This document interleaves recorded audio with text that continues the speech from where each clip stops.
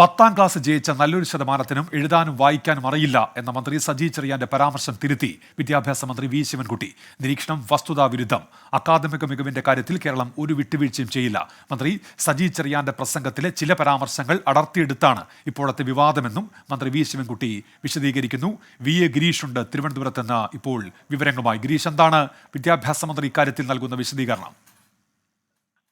കഴിഞ്ഞ ദിവസമാണ് മന്ത്രി സജി ചെറിയാൻ SSLC കഴിഞ്ഞവർക്ക് എഴുതാനും വായിക്കാനും അറിയില്ല എന്ന ഒരു വിവാദ പരാമർശം നടത്തിയത്.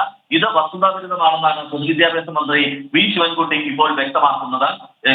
സ്കൂൾ തലത്തിലുള്ള പഠന നിലവാരം മെച്ചപ്പെടേണ്ടതുണ്ട് എന്ന പൊതുസമൂഹം ഉൾക്കൊള്ളുന്ന കാര്യമാണ്. അതിനുള്ള പദ്ധതികൾ നടപ്പാക്കുകയും ചെയ്യുന്നുണ്ട്. പക്ഷേ രാജ്യത്തെ ഏറ്റവും മികച്ച രീതിയിൽ സ്കൂൾ വിദ്യാഭ്യാസം നടത്തുന്ന സംസ്ഥാനങ്ങളിലൊന്നാണ് കേരളം. അക്കാദമിക് മികവിന്റെ കാര്യത്തിൽ ഗിരീഷ്, ശബ്ദത്തിൽ ചെറിയൊരു വ്യക്തത കുറവുണ്ട്, അതുകൊണ്ടാണ് ഇടപെടുന്നത്. ഏതായാലും മന്ത്രി വി ശിവൻകുട്ടി ഇപ്പോൾ ഇക്കാര്യത്തിൽ നിലപാട് വ്യക്തമാവുകയാണ്. അദ്ദേഹം മന്ത്രി സജി ചെറിയാന്റെ പരാമർശം ചില ഭാഗങ്ങൾ മാത്രമായി അടർത്തിയെടുത്താണ് ഇപ്പോൾ ഈ വിവാദത്തിനിടയാക്കിയതെന്ന് മന്ത്രി വി ശിവൻകുട്ടി വിശദീകരിക്കുന്നുണ്ട്.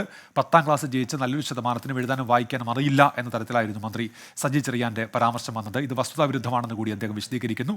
അക്കാദമിക് മികവിന്റെ കാര്യത്തിൽ കേരളം ഒരു വിട്ടുവീഴ്ചയും ചെയ്യില്ല എന്ന് കൂടി വിദ്യാഭ്യാസ മന്ത്രി ഇപ്പോൾ വിശദീകരിക്കുന്നുണ്ട്.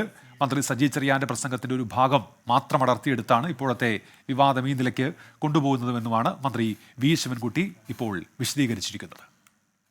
ലോകത്തെവിടെയായാലും ഏത് സമയത്തും 24 വാർത്തകളും ഓഗ്മെന്റഡ് റിയാലിറ്റി പാക്കേജുകളും എക്സ്പ്ലെയിനറുകളും വിശദമായി കാണാൻ ഞങ്ങളുടെ യൂട്യൂബ് ചാനൽ നിങ്ങൾക്ക് സബ്സ്ക്രൈബ് ചെയ്യാം.